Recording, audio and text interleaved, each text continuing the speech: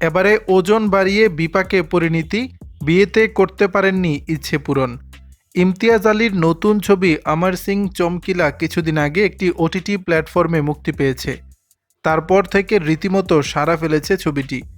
এই ছবিটি মূলত পাঞ্জাবের এলভিস প্রিসলি অভিধায় অভিষিক্ত গায়ক অমর সিং চমকিলার বায়োপিক। অমর সিংয়ের ভূমিকায় অভিনয় করেছেন গায়ক অভিনেতা দিলজিৎ দোসাঞ্জ এবং তার দ্বিতীয় স্ত্রীর ভূমিকায় রয়েছে পরিণীতি চোপড়া। এ ছবির জন্য প্রায় 16 কেজি ওজন বাড়িয়েছিলেন পরিণীতি, কিন্তু এই অভ্যাস আদৌ ভালো নয় বলে জানিয়েছেন অভিনেত্রী। এক সাক্ষাৎকারে তিনি বলেন, আমি যখন চমকিলা ছবির চুক্তি সই করি তখন আমি সত্যিই ফিট ছিলাম।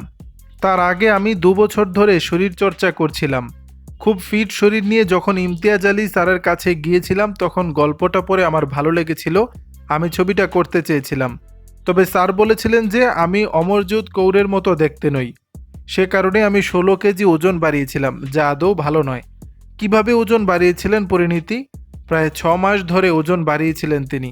পরিণীতি বলেন, ভারী খাবার খেতাম আর প্রচুর ঘুমাতাম। অনেকটা পরিমাণ ভাত আর 3-4টি করে রুটি খেতে খেতে আমার ডাবল চিন হয়ে গিয়েছিল। 6 মাস ধরেই অস্বাস্থ্যকর খাওয়া দাওয়ায় অভ্যস্ত হয়ে পড়েছিলাম, এখনও সেই ওজন কমাতে পারিনি।